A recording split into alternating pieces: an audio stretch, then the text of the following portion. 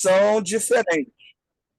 Então, quando eu trouxer um conteúdo assim diferente, a gente faz a parte, né, de antigo e, de novo, mesmo que não dê, né, um conteúdo muito extenso, mas aí separa pelo menos, que aí na gravação também, para vocês em relação ao material, fica separado. Eu acho que é bom até para depois, né, vocês querendo né, reavaliar, rever, fica melhor. Antes de falar desse texto aqui, eu queria fazer um breve comentário sobre a abordagem devocional, né? Geralmente eu tenho comentado com vocês sobre a exegese a partir de 4 abordagens gerais, né? A fundamentalista, a dogmática, histórico-crítica e a da teologia da libertação, ou político-social, né? E é claro que dentro dessas 4, isso é uma análise assim de forma geral, você tem outras, né? Você não tem só essas formas. Isso é apenas uma maneira de tentar catalogar, especificar, mas dependendo do livro que você leia, vai ter outros nomes, né? Também. Mas hoje eu queria, por exemplo, falar dessa questão da exegese devocional, que é um tipo de exegese muito comum na igreja, né? As pessoas que vão para a igreja e da igreja, elas fazem esse tipo de leitura, conseguem extrair mensagens do texto, mas é limitado, né? A mensagem devocional, por exemplo, ela não vai ter o mesmo nível de aprofundamento que uma abordagem crítica, né? Que vai estudar o grego ou o hebraico, ou até uma dogmática, que a dogmática às vezes vai pegar os pais da igreja, a história da igreja, vai pegar a reforma protestante, né? É, a leitura, né, dos grandes reformadores, vai falar a partir de Calvino, de Lutero, de Zwinglio, e isso requer, né, um determinado nível de aprofundamento.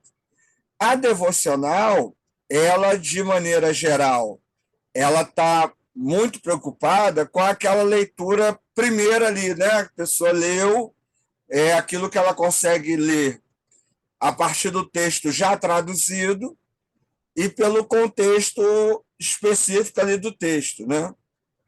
Mas é um tipo de leitura que é comum, né? Muita gente faz, muita leitura, a gente às vezes ouve, né? Muita mensagem em cima desse tipo de leitura.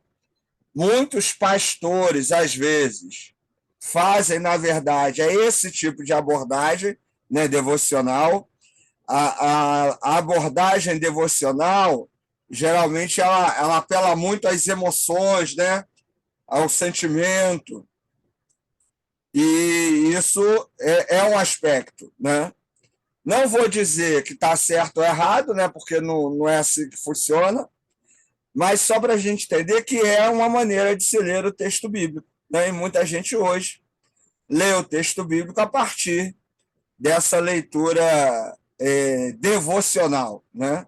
É muito comum as pessoas fazerem esse tipo de leitura, não requer muito aprofundamento e, de maneira geral, está preocupado com as grandes verdades do texto, né? Aquela ideia de perdão de Deus, perdoar o outro, ajudar o outro, amar o próximo, como chegar à salvação, né? Então, são aquelas grandes verdades que o texto vai demonstrar e que você não precisa de um aprofundamento, né, em relação à teologia e, a, e, a, e as línguas originais para poder entender o texto, tá certo?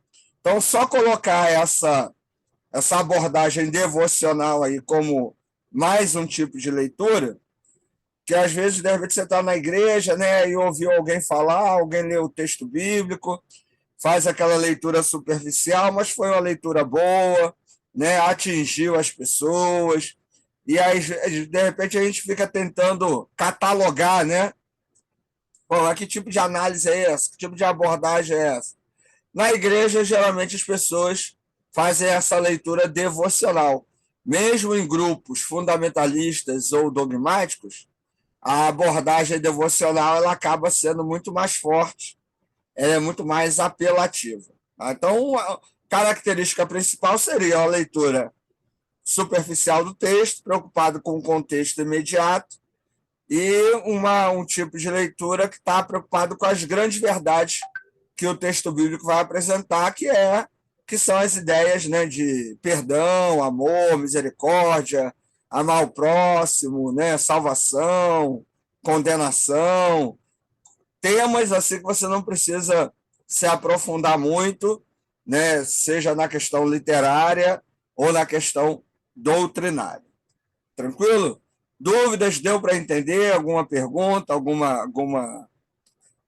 Algum questionamento aí em relação a esse aspecto da leitura devocional? Ok. Então, beleza. Então, vamos lá. Vamos fazer um exercício hoje aí, a partir do livro de Ezequiel, aí a partir do capítulo 18, né? Então, eu coloquei aqui alguns passos e algumas curiosidades a partir desse texto, e você pode usar isso como modelo, né? E aí, usando as ferramentas que a gente já trabalhou, que é os comentários, as introduções, né? Os próprios sites de internet, né? A gente tem lá o Bible Hub, que é um site bom para isso, né? Eu até falei com vocês que eu estou montando um blog, no blog eu até coloco lá algumas outras ferramentas de estudo na internet que você pode acessar, né? Algumas são pagas, se você quiser algo mais aprofundado, mas também tem sites, né, grátis, como o Bible Hub, que é bom, né, para você ler ali o original, ver uma boa tradução.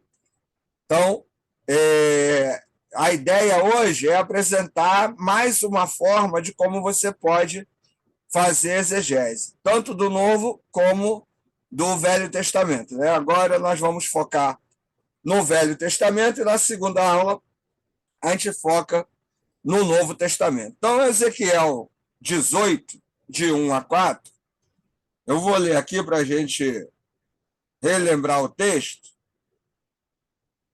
e aí depois a gente vai seguindo aí os passos, né? Vai dizer assim, ó. Veio a minha palavra do Senhor dizendo: que tendes vós, vós que acerca da terra de Israel, proferis este provérbio dizendo: os pais comeram uvas verdes, e os dentes dos filhos é que se embotaram? Tão certo como eu vivo, diz o Senhor Deus, jamais direis este provérbio em Israel: eis que todas as almas são minhas, como a alma do pai, também a alma do filho é minha. A alma que pecar, essa morrerá. O que o texto está querendo falar, né? A gente tem aí algumas manias no mundo evangélico, né, gospel, e uma delas é a questão da maldição hereditária, né? Algumas pessoas defendem que você pode sofrer por causa do pecado dos seus pais. E tem gente, às vezes, que até usa esse texto de Ezequiel de maneira equivocada para falar sobre isso, né? Mas, na verdade, o texto está falando da responsabilidade de cada um em relação aos seus erros. Então, essa ideia que alguns tentam defender de maldição hereditária, ela não está presente no texto bíblico.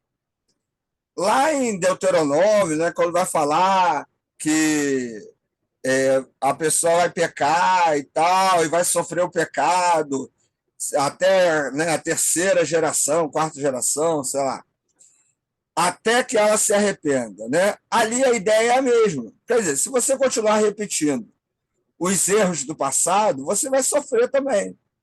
Mas se você se arrepende, se você muda o caminho, você não vai mais sofrer, né, as consequências desses erros. Então, essa ideia de maldição hereditária, ela não está presente no texto bíblico. E quando algumas pessoas leem dessa maneira, leem de maneira equivocada. Até outro dia eu estava no mercado e estava lá fazendo compra, né? enchendo lá o meu cestinho de compra, humildemente. Fui na seção de miojo, que a minha filha gosta de miojo, fui lá comprar miojo. E aí tinha lá duas pessoas, dois funcionários conversando. Aí uma mulher estava falando com o cara e falou assim: Ah, eu vou te explicar direitinho, porque isso é maldição hereditária. E você tem que quebrar isso e tal. E aí eu fiquei uns 2, 3 minutos lá para ver onde isso ia chegar, sem me meter na conversa dos outros, só de butuca, né? Para ver os argumentos, né, que usar, mas não usou versículo nenhum, não usou nada. E aí eu fiquei entediado, eu vim embora. Continuei a minha vida. Mas assim, é muito em cima de coisa que o pessoal inventa, né?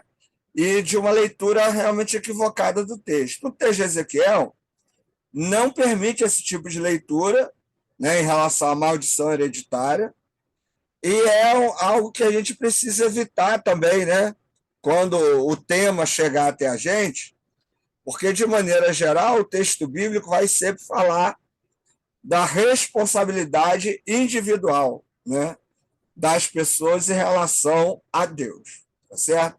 Então, vou ler aqui essa questão dos passos, né? Lembrando, você pode usar isso como modelo, e para isso, né, um bom comentário exegético, uma boa introdução, vai te ajudar, né?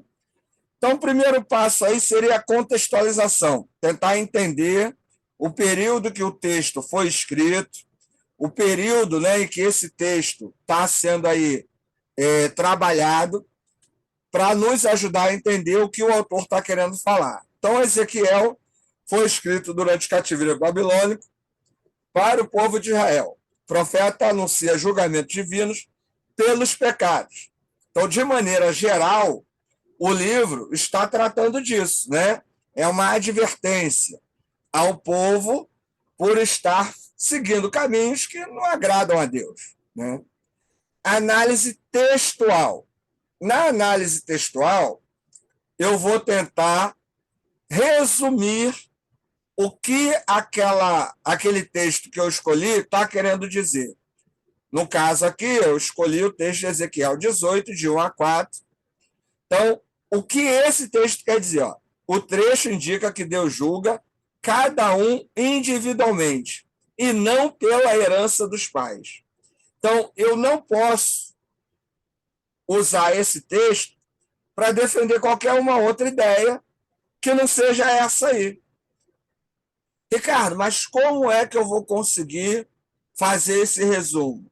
Novamente, comentários, introduções, né, sobre o texto, análise do texto hebraico tem logo abaixo também, né? Uma boa tradução da Bíblia. Você pode consultar várias traduções. A gente tem hoje as Bíblias nos celulares, são uma ótima ferramenta. Por quê? Porque elas vão trazer várias versões. E cada versão te ajuda a aprimorar, né, a lapidar um pouco mais o sentido do texto. Então, são boas ferramentas para quem quer trabalhar aí essa questão de entender o que o texto está falando. De repente, uma palavra em português pode dar um sentido, numa outra versão, aprimora esse sentido. Então, os dois primeiros passos aí são a análise, né, do contexto que o livro foi escrito, o momento que ele está sendo ali, né, escrito, para quem foi produzido, e a análise do trecho que eu escolhi, que é a análise textual. Então, esses dois já vão me dar uma dica de como fazer a exegese. Ou, desculpa, de como trabalhar a mensagem desse texto. Eu preciso de materiais para isso, gente. Por quê? Porque eu não vou entender o contexto, não vai cair do céu. Eu não vou, do nada, conseguir adivinhar o período em que os livros do Pentateuco foram escritos. Ah, foi escrito por Moisés no deserto. Pô, não dá para jogar isso, né? Então, eu preciso de materiais que me ajudem a fazer essa contextualização e análise textual. E lembrando, né? Se a abordagem é dogmática, fundamentalista, o material pode me dar um determinado tipo de análise. Se é crítica ou da teologia da libertação, pode me dar um determinado outro tipo de análise. Até lá no blog, e eu acho que, de repente, se eu puder, depois eu compartilho esse texto, eu botei um texto onde se analisa um texto a partir de cada abordagem. E aí é uma maneira também de entender como cada abordagem trabalha o texto, né? Que às vezes isso fica muito subjetivo, e aí é legal. A gente já fez isso, né, em alguns momentos aqui da aula, tem esse material lá também no blog lá, tem também outros materiais que eu já compartilhei com vocês, então vale a pena dar uma olhada.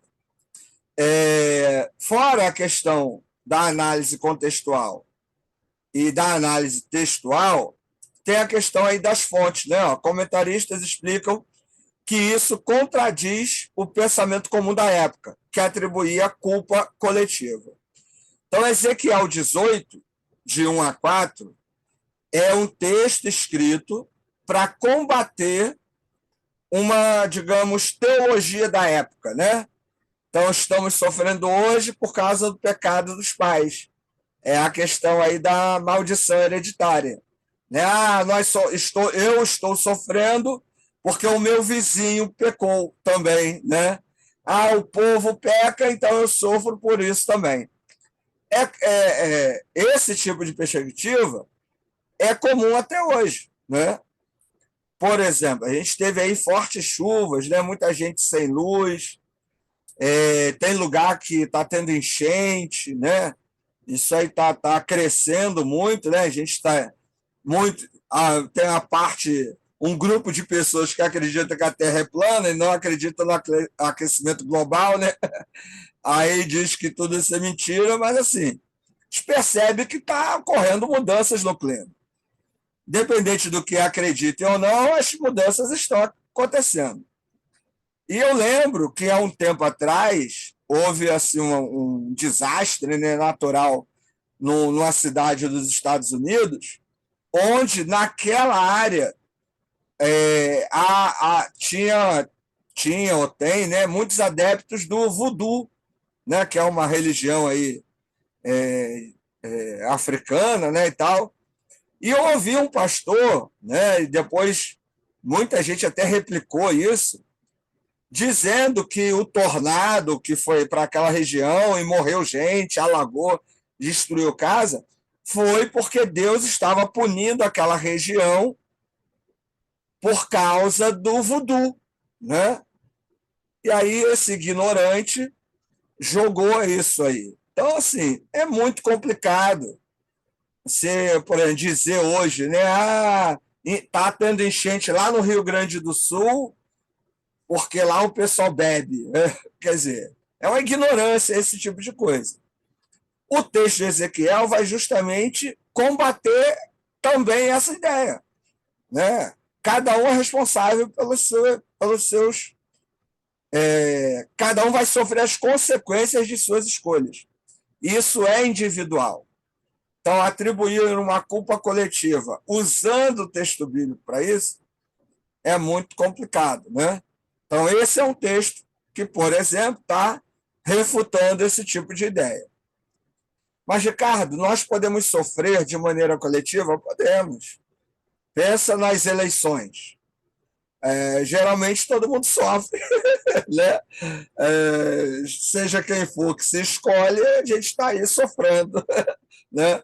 Por quê? Porque às vezes um grupo vota em determinada pessoa, outro Lembra grupo dessa vota... desgraça, não, por favor, já Então, chega o né? calor, A não gente lembra sofre dessa sempre. desgraça. Independente de quem esteja no poder, a gente sempre sofre. Porque um grupo vota, o outro não vota, você vai sofrer. Isso é um bom exemplo. Né? Isso acontece. Pense em eleições mínimas na igreja. Né? Às vezes você elege um pastor, o pastor acaba com a igreja. Né? E a igreja sofre porque escolheu mal. Né? Às vezes não é só para governador, para prefeito, para presidente. Às vezes para a própria questão de pastor. Então, assim, um grupo pode sofrer coletivamente? Pode. Né? Escolher o mal gera uma consequência ruim. Mas o texto de Ezequiel, né, dentro do seu contexto específico, né, olha só o contexto, né, lembrando aqui, ó, na contextualização, ó, ele está sendo escrito durante o cativeiro na Babilônia. Muita gente falava assim, por que estamos no cativeiro? Ah, porque os pais pecaram lá atrás, e aí estamos no cativeiro aqui.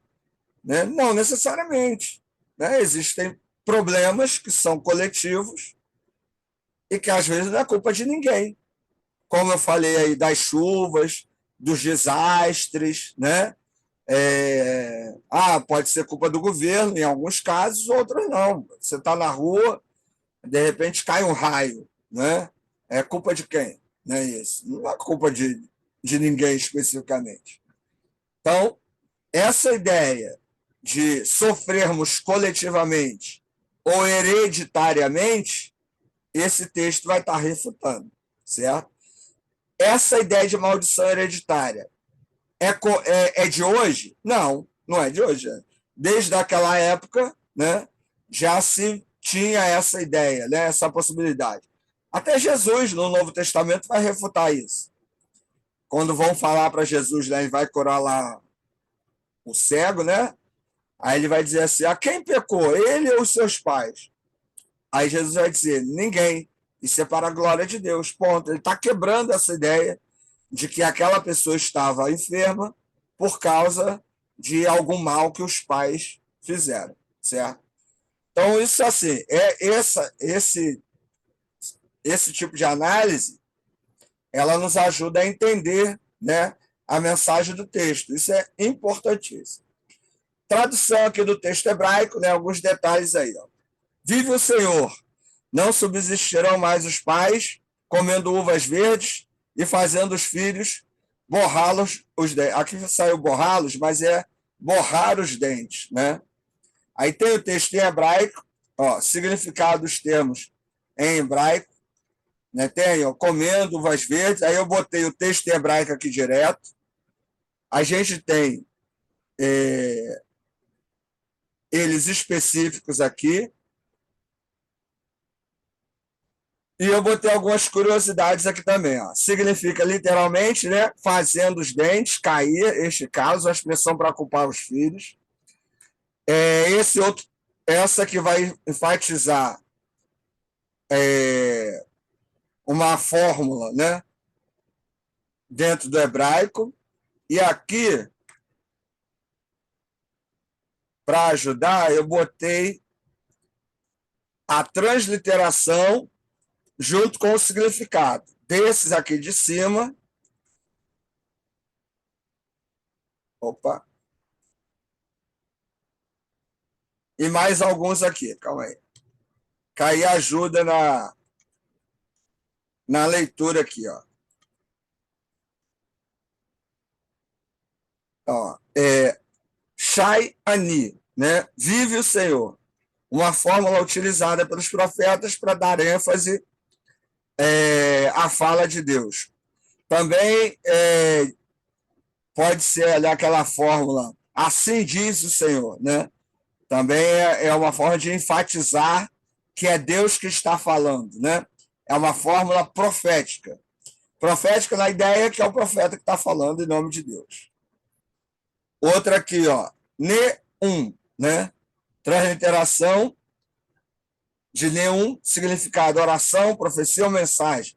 Indica que o texto apresenta uma declaração ou comunicado divino. Adonai, né? São termos aí que a gente tem no texto.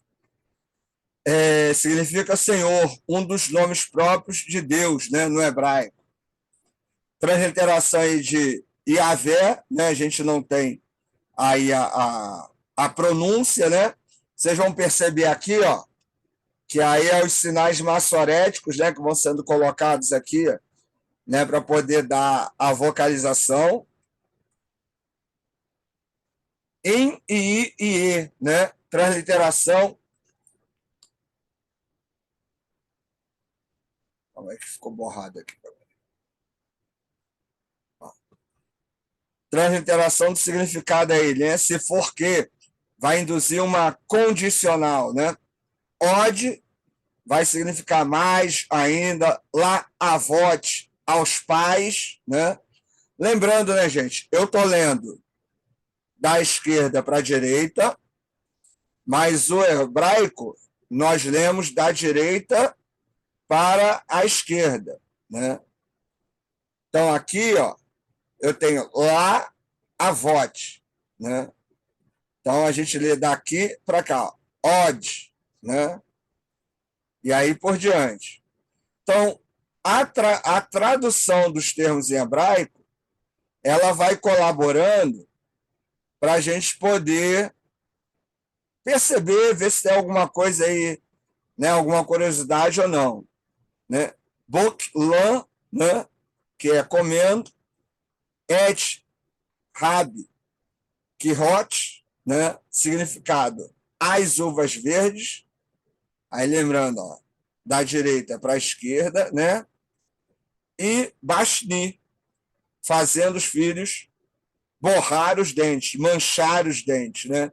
Então, assim, em termos de tradução, tem alguma coisa, alguma curiosidade, alguma coisa diferente? Não, nada que na tradução vá mudar, né, essas análises primeiras que nós fizemos aqui. Então, a exegese, ela é esse trabalho de extrair o significado do texto, mas nem sempre a tradução do texto, já falamos isso, eu vou repetir, mas nem sempre a tradução do texto vai ajudar em alguma coisa, certo? Isso também é um detalhe. Às vezes é o contexto que vai nos ajudar mais a entender a mensagem. No caso aqui, é realmente o contexto, o período, a época, né, que vai nos ajudar isso, né? Inclusive entender que havia o pensamento da época de culpa, né, hereditária, coletiva, e por isso que o texto vai alertar para isso, da responsabilidade individual de cada um em relação aos seus erros e os seus acertos aí, né? Então é isso, gente. Então, a ideia desse modelo aí, né, fica aí para vocês. Primeiro passo, a contextualização. Segundo, a análise textual. Terceiro, a análise de fontes, né, em relação a curiosidades da época. E, por último, fazer a tradução do texto em hebraico para você ver se tem alguma curiosidade, alguma coisa diferente, algum termo que chame mais a atenção de outro ou não. Isso também pode ajudar ou não interferir. No nosso caso aqui, nada que mude o sentido do texto, nada que acrescente aquilo que já foi falado. Então fica aí esse modelo, né? Para você, né, que de repente tiver aí meio perdido, sem saber como fazer exegese, é mais um modelinho aí. A gente já deu outros, né? Esse é mais um modelinho aí. Em termos de conteúdo que eu tinha que passar para vocês hoje é isso aí, né? Alguém quer fazer alguma pergunta, quer falar alguma coisa em relação ao que foi dito até aqui, alguma dúvida, reclamação? Não, professor, também está tranquilo. Tranquilo? Então, beleza. Então, vamos encerrar essa parte aqui, e aí, 8h40 a gente volta, e aí eu vou trazer mais um modelo do Novo Testamento, entendeu? Que aí são diferentes, aí hoje a gente faz aí separado para ficarem modelos diferentes, né? E aí vocês também poderem rever. E depois eu mando isso aí pro grupo, e aí você fica com esse materialzinho também em PDF. Beleza? Professor, boa noite. Fala aí, Marcelo. Boa noite. Eu quero fazer uma sugestão, se possível, se o grupo concordar. A gente não pode encaixar as duas aulas, não? Aproveitando que a gente já está nesse ritmo. Cara, eu preciso preparar ainda o material da outra. Eu É. tô com ele preparado, mas eu preciso fechar as coisinhas. Eu precisava pelo menos de uns Tá. 10 minutos, entendeu? Sem problemas. Para poder fechar tranquilo. aí. Tranquilo. E eu não sei se. Eu acho que tem aluno da outra matéria que não está aqui, entendeu? É que eu deixaria gravado, né? Como eu tinha avisado, mas não vai ser demorado também, não. Vai ser igual essa. Uma meia horinha no máximo aí de conteúdo, a não ser que vocês tenham alguma pergunta, alguma coisa assim, e aí a gente passa a régua. Beleza? Tranquilo. Heresia, hein? Valeu, gente. Então, até daqui a pouco, hein? Heresia, hein, Ricardo? Só pura heresia. Valeu. Valeu.